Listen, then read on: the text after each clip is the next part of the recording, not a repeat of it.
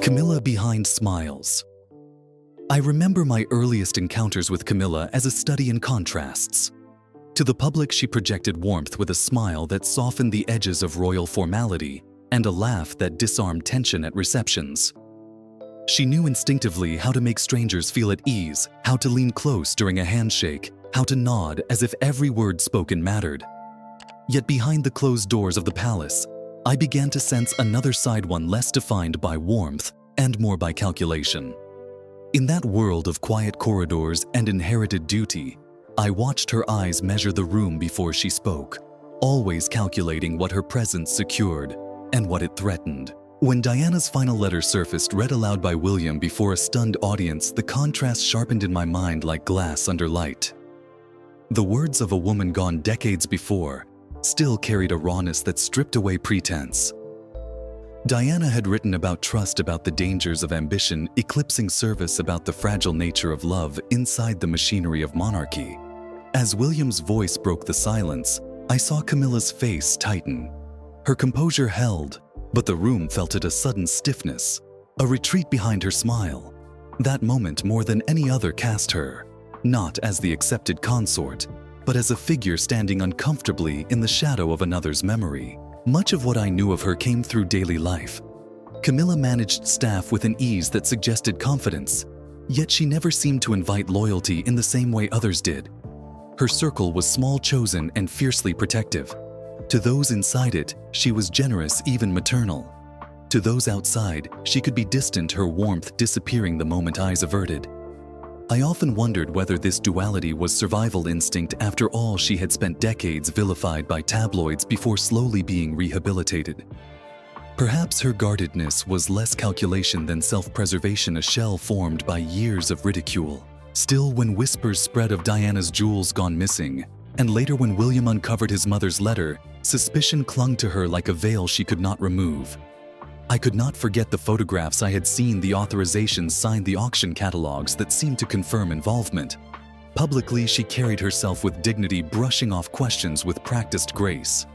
Privately, I saw the flicker of something else, defensiveness, sometimes even irritation that anyone would dare question her place. Press accounts over the years had painted her as both villain and survivor. The Guardian once described her as a master of slow rehabilitation, pointing to how she had shifted from hated other woman to accepted queen consort through patience, charity work, and carefully staged appearances. Polling cited by YouGov, however, continued to show that while older generations grew more accepting, younger Britons remained skeptical. That generational divide haunted every room she entered.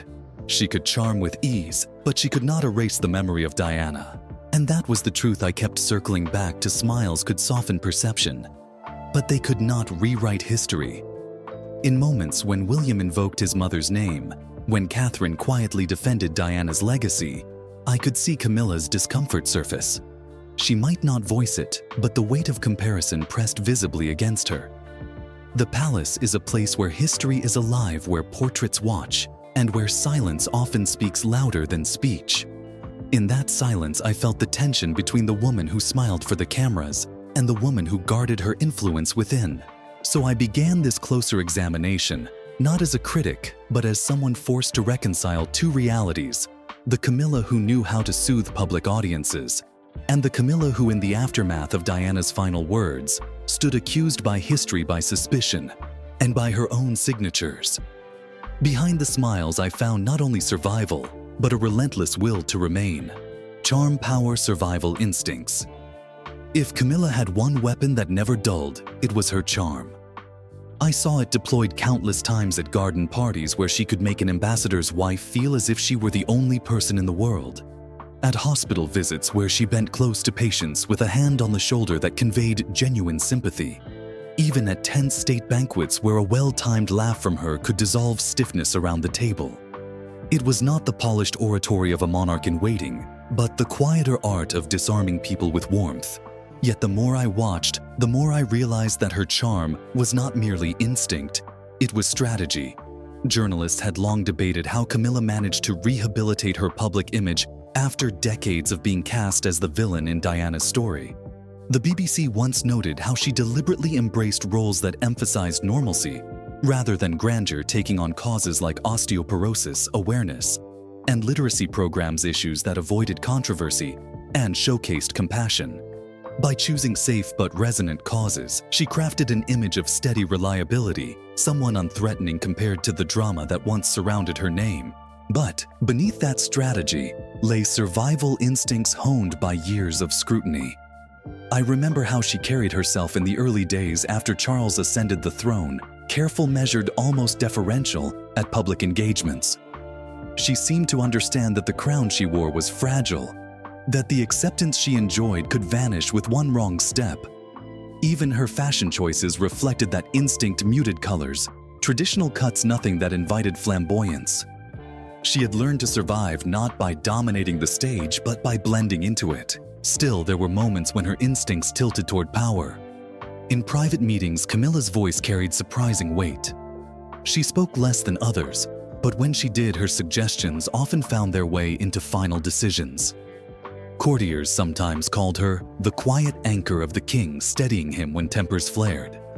But I noticed how that anchoring gave her leverage. She could nudge, she could veto, and she could protect her circle from external pressures. Influence wrapped in affection is still influence. Outside reports reinforced my impressions. In 2023, The Times described her as the indispensable partner, noting that Charles relied on her judgment more than many realized. Polling data from YouGov showed that while she was not universally beloved, she had earned grudging respect as a stabilizing presence. And yet those same polls revealed a stubborn undercurrent of skepticism, particularly among women who still saw her through the lens of Diana's suffering.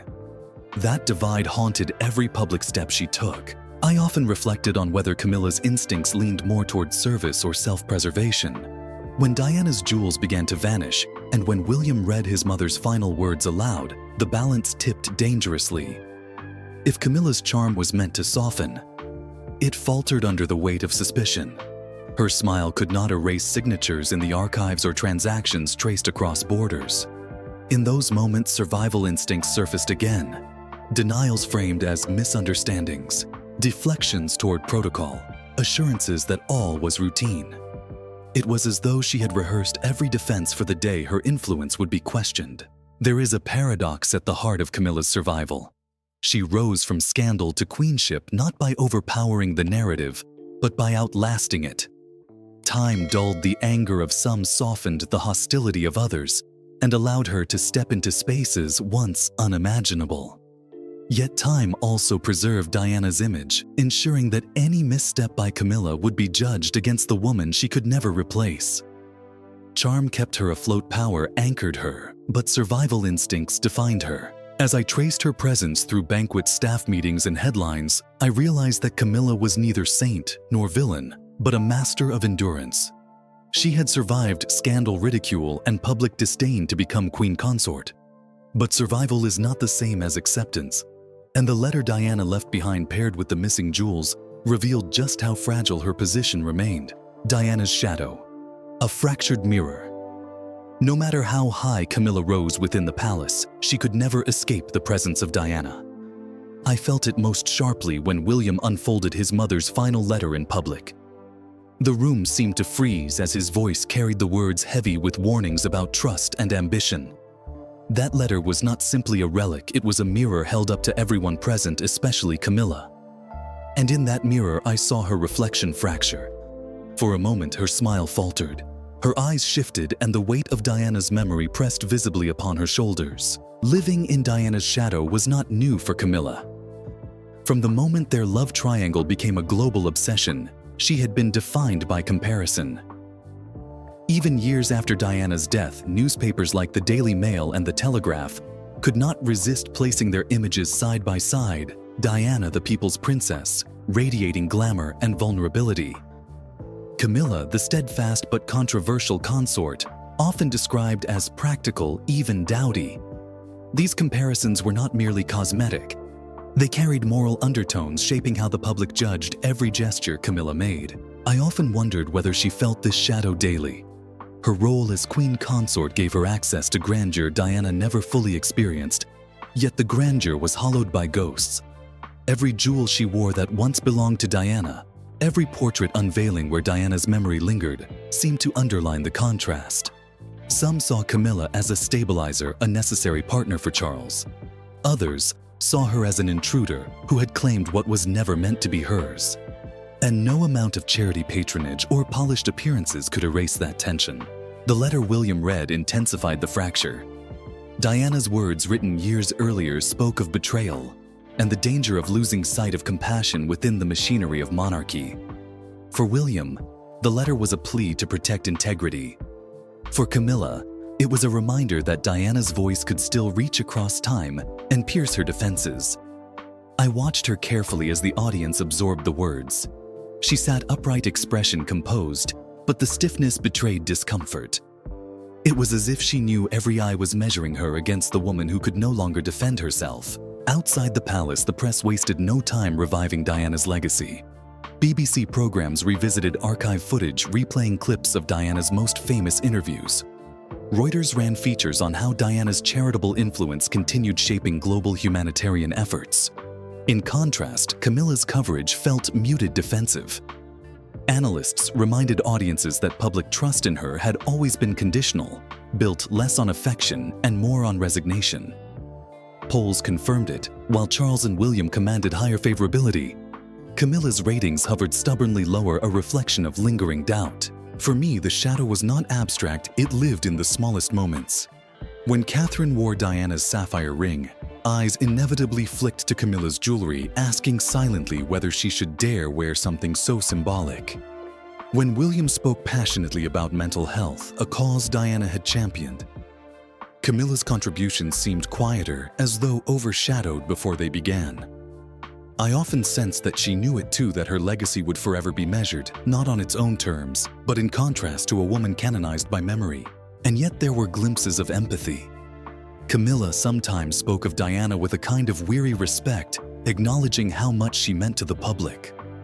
Whether those words were sincere or strategic, I could not always tell. But in them, I caught the faintest hint of recognition that she too understood Diana's shadow could never be erased. It was a fractured mirror. Camilla could polish her image endlessly, but every shine reflected back the woman she had replaced. As William's voice closed the letter, the silence lingered heavy. The fracture was exposed not just for Camilla, but for all of us. Diana's memory was not past, it was present, alive and unyielding. And for Camilla, every step forward would remain a negotiation with that shadow, a reminder that the crown she wore came with a ghost who still commanded the world's sympathy. Inner circle influence red lines. If Camilla's public charm was her shield, her inner circle was the fortress that guarded her influence. I observed how tightly knit that circle was. Advisors she had known for years, loyal staff who owed their positions directly to her, and journalists who offered sympathetic coverage in exchange for privileged access. These were not casual friendships. They formed a web of soft power, and within that web, Camilla moved with surprising confidence. Her advisors often operated in the shadows, ensuring her image remained intact, even as controversy flared. Some were skilled at media management, steering stories away from damaging angles. I remember one instance when whispers of missing jewels began to circulate before any official inquiry. Sympathetic pieces appeared in the press, highlighting Camilla's charity work and devotion to Charles. It was a subtle redirection designed to remind the public of her softer side. The timing was no coincidence. Influence, I learned, was rarely about what was said. It was about what was not allowed to dominate headlines. Courtiers acknowledged privately that she had Charles's ear in ways others did not. When decisions reached deadlock, her word often tipped the scale. She never shouted, rarely insisted, but her quiet suggestions carried disproportionate weight. I began to see why some referred to her as the palace's silent architect. Influence wrapped in loyalty to Charles gave her access that could not easily be challenged. And with access came opportunity to shape, to protect, and sometimes to obscure. Outside reports lent credence to what I witnessed. The Guardian once described her as the power behind the throne, noting how her role had expanded beyond ceremonial duties. Analysts pointed out that while she lacked Diana's magnetic charisma, she wielded something arguably more enduring: the trust of the king.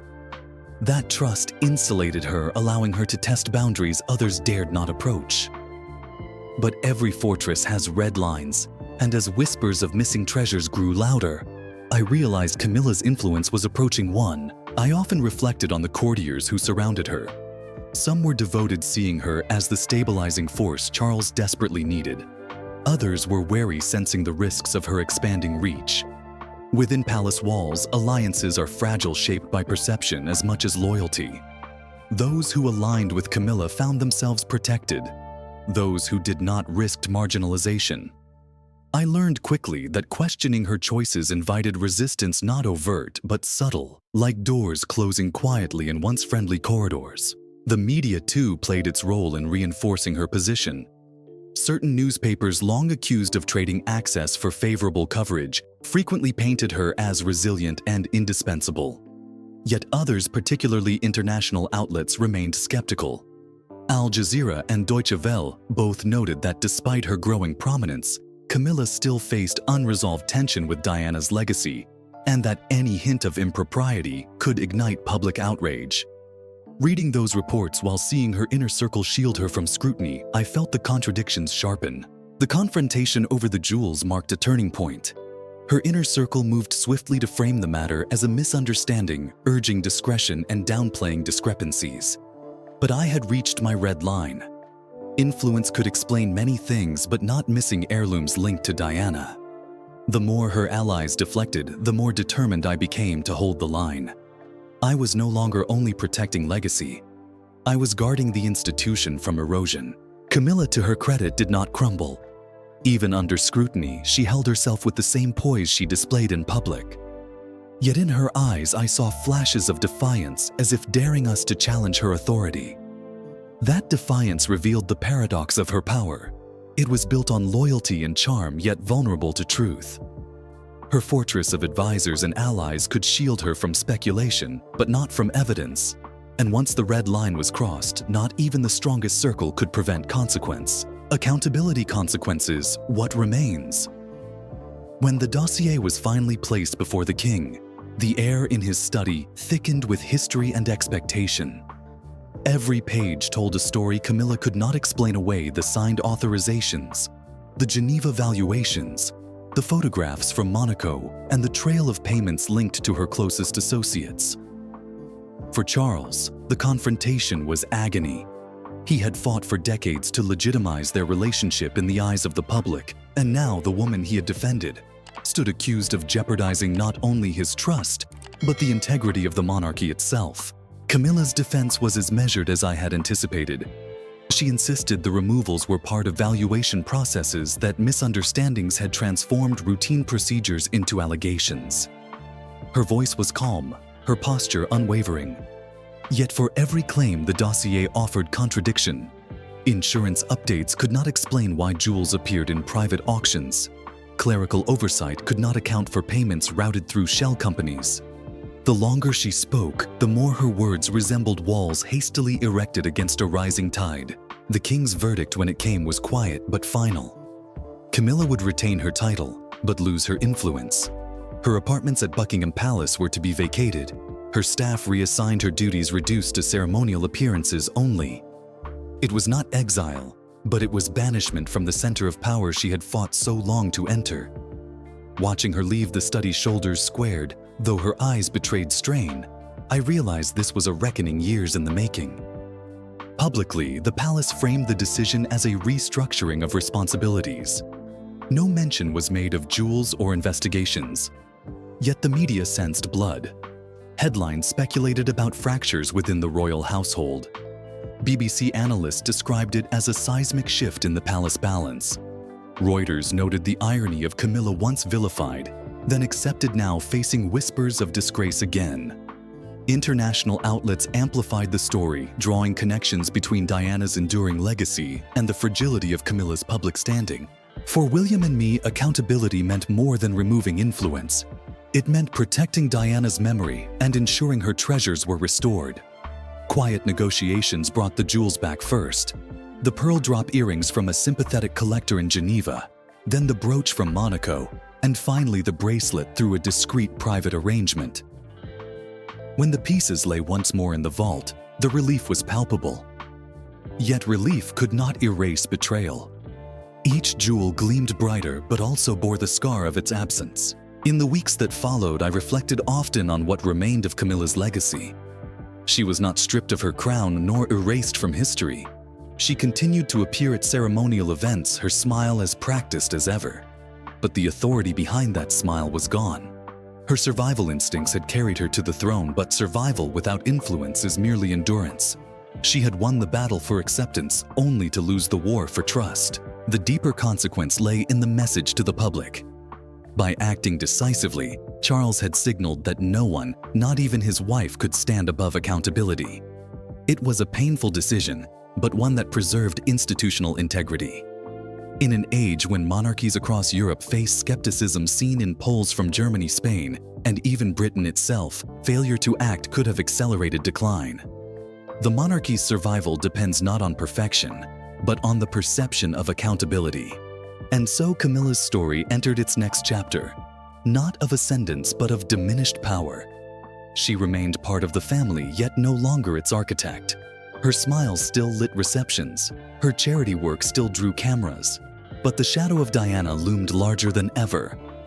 The final irony was clear.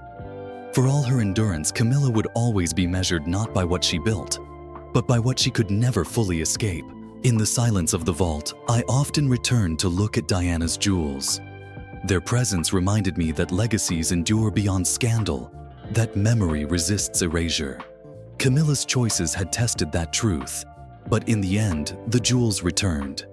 The shadow remained, and history judged quietly but firmly. What remains is not just the story of Camilla, but a warning: influence is fragile when trust is broken, and crowns shine less brightly when weighed against betrayal.